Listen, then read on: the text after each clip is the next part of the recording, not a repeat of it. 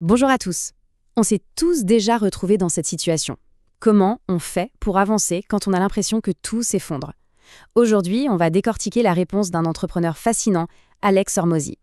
On va plonger dans sa méthode pour non seulement faire face aux moments difficiles, mais carrément s'en servir pour devenir plus fort.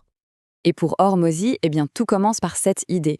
Le but du jeu, ce n'est pas de faire semblant que les problèmes n'existent pas, non. C'est de devenir le maître de son propre état d'esprit, peu importe le chaos extérieur. C'est vraiment la pierre angulaire de tout ce qu'on va voir ensemble. Alors, la question c'est, comment on fait, concrètement?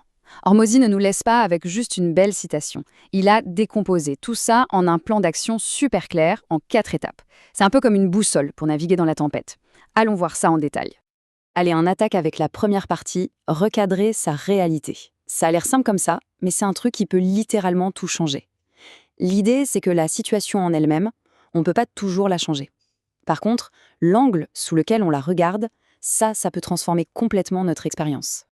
Pour illustrer ça, il a un concept que je trouve génial. Les maths des jours difficiles. Regardez bien. Sur une période donnée, on aura peut-être 10% de journées excellentes. Mais pour que ces journées existent, il faut statistiquement accepter qu'il y aura aussi 10% de journées vraiment mauvaises. Du coup, un mauvais jour, ce n'est plus un bug du système, c'est juste une partie normale de l'équation. Ça change tout.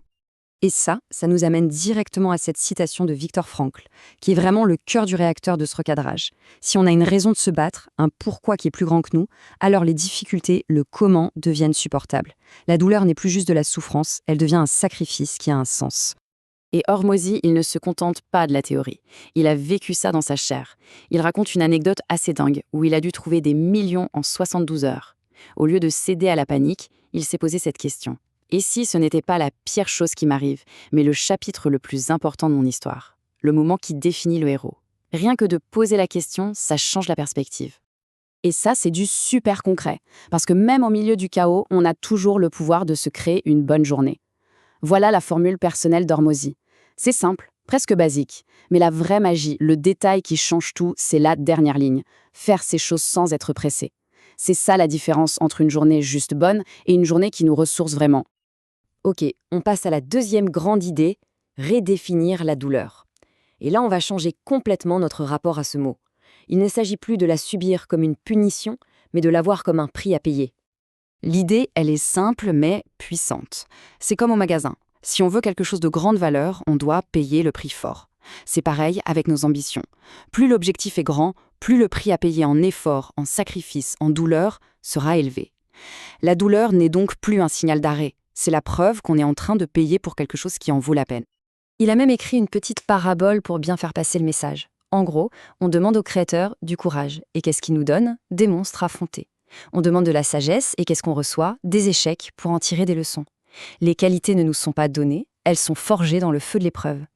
Et cette phrase-là, elle est ouf! Le travail travaille plus sur nous que nous ne travaillons sur lui. Ça veut dire que même si le projet échoue, même si on n'atteint pas l'objectif, l'effort n'est jamais perdu. Jamais. Parce que le processus nous a transformés, on est devenu plus fort, plus compétent. Le vrai gain, c'est la personne qu'on devient.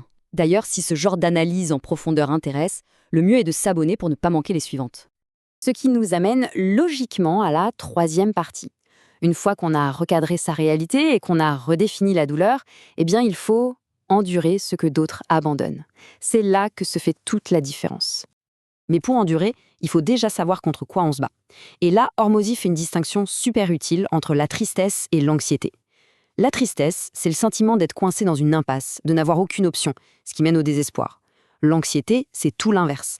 C'est être submergé par tellement d'options qu'on est paralysé, incapable de bouger. Et le truc génial, c'est qu'à chaque problème, il propose une solution hyper claire, presque mécanique. Face à la tristesse, au manque d'options, la solution, c'est d'apprendre. Acquérir de nouvelles compétences, de nouvelles informations, ça crée de nouvelles portes. Et face à l'anxiété, à l'excès d'options, la solution, c'est de décider, choisir une voie et avancer. Ça redéfinit aussi ce qu'est la résilience. Pour lui, ce n'est pas une armure qui empêche de sentir les coups. Non, c'est la vitesse à laquelle on se remet en action après avoir été mis KO. L'objectif n'est pas de ne jamais tomber, c'est de réduire le temps passé au sol à chaque fois. Et ça, c'est peut-être le message le plus puissant de tout ce cadre. On a le droit de se sentir mal, on a le droit d'être démotivé, triste d'avoir peur, mais nos actions n'ont pas à attendre que nos émotions soient au beau fixe. On peut se sentir au fond du trou et quand même aller à la salle de sport. C'est ça la vraie discipline. Si ces concepts apportent une nouvelle perspective, un abonnement est le meilleur signal pour en créer d'autres. Allez, on aborde la dernière partie, la touche finale de ce système. Prendre de la hauteur. Hormozy appelle ça « zoomer en arrière ». C'est l'art de mettre nos problèmes en perspective pour leur enlever leur pouvoir émotionnel.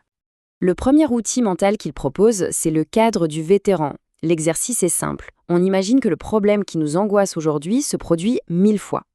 La 1000e fois, comment on réagirait? Probablement avec un haussement d'épaule parce que ça serait devenu la routine. Alors si ça n'aura plus d'emprise sur nous plus tard, pourquoi lui donner autant de pouvoir aujourd'hui?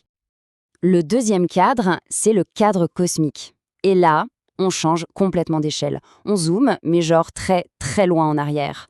On pense aux galaxies, aux milliards d'années d'existence de l'univers. Et soudain, notre problème de facture ou notre dispute avec un proche, ça redevient ce que c'est, un grain de poussière sur une plage infinie. Ça calme, hein? Et le dernier, le cadre du grand-père, il est fait pour une chose, cultiver la gratitude ici et maintenant. L'exercice, on s'imagine à 85 ans, fatigué, plein de regrets. Et puis, on s'imagine se réveiller dans son corps actuel, avec toute cette énergie, cette santé, ce temps devant soi. D'un coup, tout ce qu'on a aujourd'hui devient un cadeau incroyable. Et pour boucler la boucle, Hormozy nous laisse avec cette pensée, qui est d'une simplicité et d'une force incroyable. Le simple fait d'être ici, à écouter ça, est la preuve vivante qu'on a survécu à 100% nos pires journées. C'est la preuve ultime de notre propre force, de notre propre résilience. Si cette analyse a apporté de la valeur, c'est le moment idéal pour s'abonner et soutenir ce travail. Alors, on termine avec cette question qui est laissée en suspens. Si la vie est une histoire et qu'on en est l'auteur et le héros, alors les épreuves ne sont plus des obstacles, elles deviennent des péripéties, les chapitres qui rendent l'histoire intéressante.